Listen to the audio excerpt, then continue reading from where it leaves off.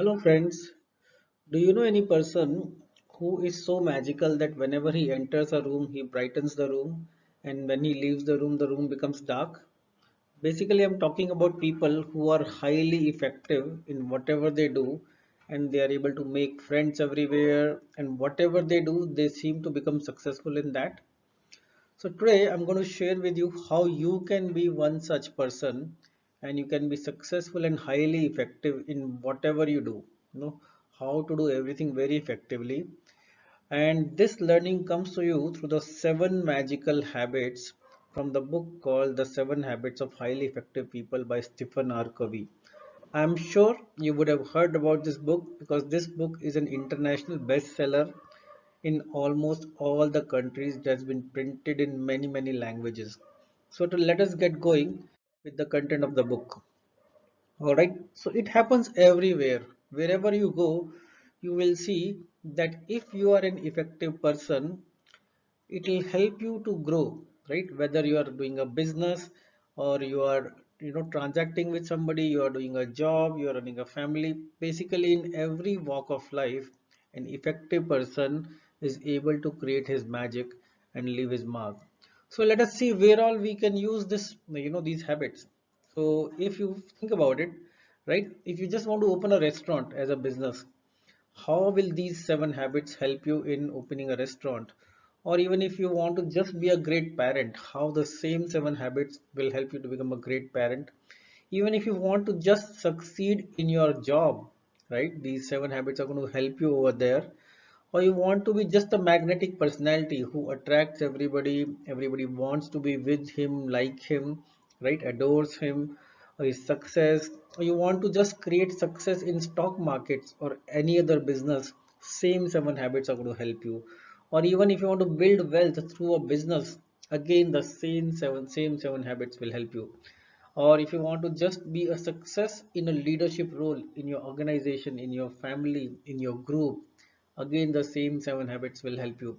And finally, I am going to run through these seven habits by taking a particular example of opening a restaurant. Why opening a restaurant? Because I believe that every person that I know has at least one point in time thought about opening a restaurant. So we will take this example through opening a restaurant. So let us see the habit number one, the powerful habit number one.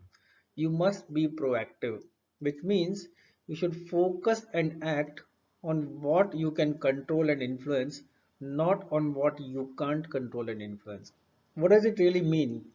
So basically, you cannot complain, right? You act now what is in your control and do not complain later. So in case of a restaurant, so let us say you plan to start a restaurant. So one good thing would be, right, as a proactive decision, you need to decide who is your customer base. You cannot say that my restaurant will cater to every person on this planet, right? You need to know exactly what age group, what class of people, and that is a proactive step. Otherwise you will try to create a restaurant that is good for everyone and actually nobody will come there, right? So you be proactive in deciding what kind of people, what kind of customer base do you want. Do you want affluent family? Do you want younger generation? Do you want families? Do you want bachelors, right? And second thing very important is also you need to understand what location you want to select for your restaurant. Do you want it in a market street? Do you want it, on the roadside? Do you want it near to offices or near to shopping malls or in the shopping mall? It's a very important decision and it's a proactive decision. If you are doing proper planning, you will know where to open that restaurant and what kind of customers you want, and that's a proactive approach. And this proactive approach is going to help you not only in opening a restaurant but every walk of life. So that is the habit number one. Be proactive of a highly successful and effective person. Habit number two, begin with an end in mind. Define clear measures of success and a plan to achieve them. You cannot say that, let me open a restaurant and let's see how it runs. You should know exactly how your restaurant is going to run. It's just like somebody says, when when you are going to die, what will people say about you? You have to act on it today, because whatever you do today is what they're going to talk about you when you are no more. Similarly, if you're opening a restaurant, right, if basically as a habit of highly effective people, right, you must think what will people talk about your restaurant 5 years from now. Maybe, for example, like one example is you want the restaurant to be called as the best family restaurant in the town, right? So for that, if you have that end in the mind, then you will make sure that the fixtures, the ambience, the customer service, all of that caters to it becoming the best restaurant in the town. Or for example, you want be to be the most customer friendly restaurant, right? If that is the case, if that's what you want, you would want to, from the beginning, you would want to take steps that will make it the best customer friendly restaurant. Similarly, friends, in your general life, in your day-to-day life, if you want to be effective, you need to be proactive. You need to think, begin with the end in mind while doing transactions with people and dealing with people. So, golden habit number three, put first things first. So, what does it mean? Prioritize the most important goals instead of constantly reaching to urgent needs. Right? A lot of people are confused between urgent and important, right? And in order to cater to urgent things in our day-to-day life, we miss or we forget the important things, and then we feel our life is not going anywhere, because the important things are the ones that will shape our life, right? Urgent things need to be addressed, but important things are actually planned.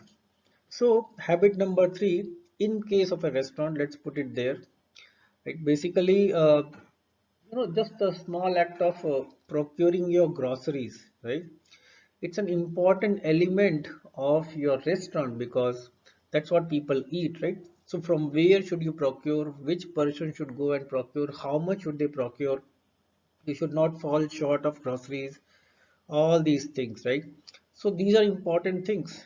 Instead of panicking at the last moment, you should plan much ahead, because that's an important goal. Second, let us say also about hiring your staff, correct? So and the staff, you maybe you need the staff on the weekend is much more than the staff that you need on a weekdays, right? Staff in the evening needed is probably much more than the staff needed during the daytime. So you must plan in advance, right?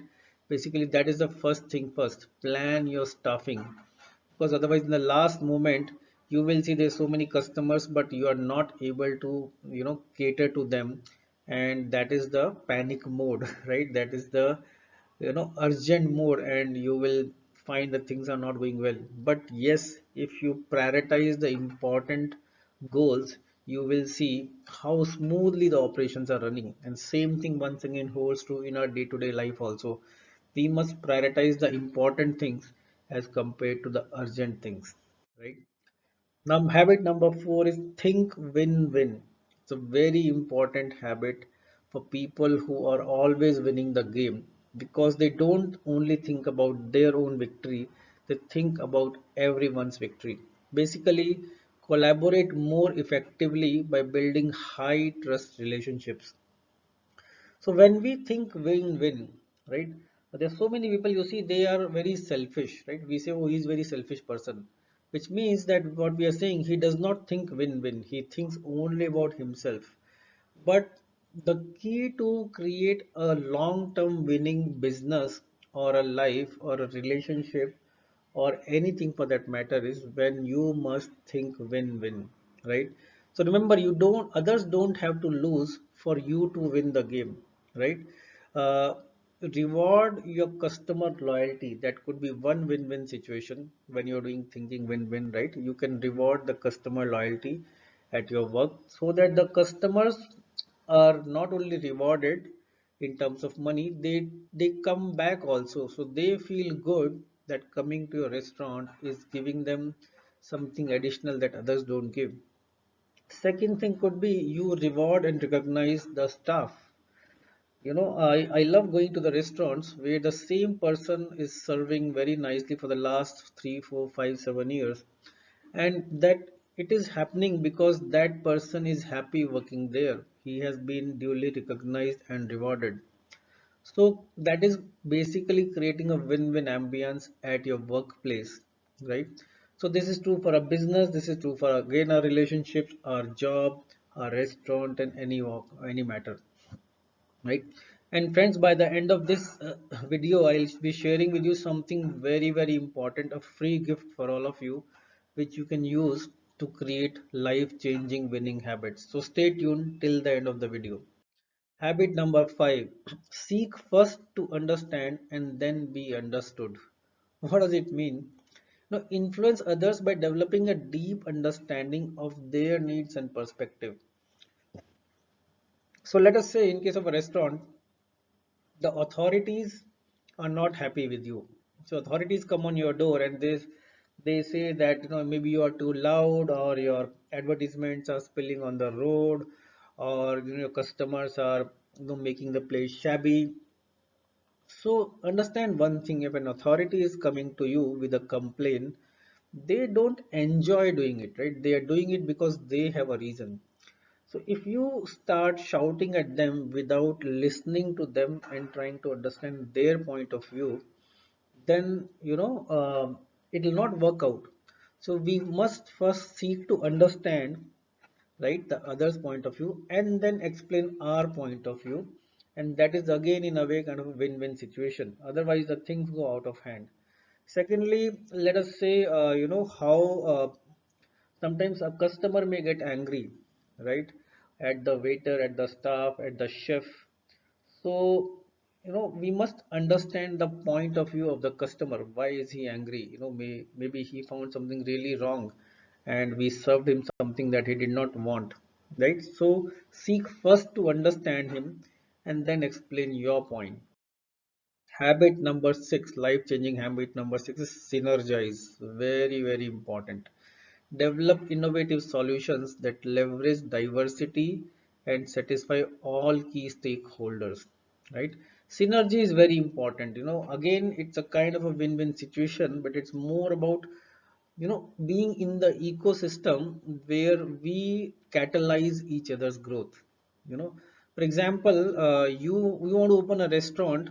Maybe you may want to open it in a street which already has similar restaurants. One way of thinking is it may hamper your business, right? But the other way of thinking is, if you really see, most streets have similar kind of restaurants because they synergize with each other. People come to eat in one restaurant, but they may end up in your restaurant and vice versa. But the power of that association creates the synergy. And another thing could be, right, doing the CSR activities within the NGOs or for the people, around the area of your restaurant. Okay, it's again a synergy when you take care of the ecosystem around you, right? Maybe you donate the food that is left over or specially cooked for people over there. That really helps in the ecosystem to grow. Finally, the last habit is sharpen your saw, right? What it means is, you might have heard the story. A person was trying to cut the tree, but his saw was not sharp. So he spent too much effort, but the tree was not getting cut. So it's more about, improving your skill. Increase motivation, energy, and work-life balance by making time for renewing activities. So it could be something as small as using technology to upgrade the ordering system in your restaurant. Like if you see these days, most restaurants you can order just by scanning the barcode. Right? Again, it's like sharpening the saw. Or it could also be training your staff to the newer ways of serving them and helping the customers. Right? These are small things. Okay, this is the seventh amazing habit to be a highly effective person: sharpen your saw. Similarly, friends, there are many things we can think about. How do we effectively implement and be a person of gold? And the reason I'm saying being a person of gold, right, because I have a free gift for everybody who is listening to this video. Anytime you watch this video, every 3 months, and right now in the beginning of the year, I do a free WhatsApp program. It's called 21 Days to Gold. Tens of thousands of people have attended this program to develop habits that help them grow as an amazing person in their life. All right. So I call it 21 days to gold. Every day on WhatsApp, I'll share a golden envelope with you. You practice it for 5-10 minutes and you see how just within 21 days, magically, you will reinvent yourself. You will develop great habits. So friends, you do go to the comment section, you do go to the description of the video and click on the WhatsApp group, and you will be part of the new group that is going on, or you can type your phone number in the comment section and I'll share the latest WhatsApp group with you. This program happens once every 3 months, uh, at the beginning of every quarter. All right. So, and if you want more similar videos, let me know again in the comment section. I will be creating more videos to help people break their barriers and be a person of gold. If you did like the video, make sure you click a like button, subscribe to the channel and press the bell icon so that we remember, you see the new video notifications. Thank you so much friends. Be a person of gold and a highly effective person.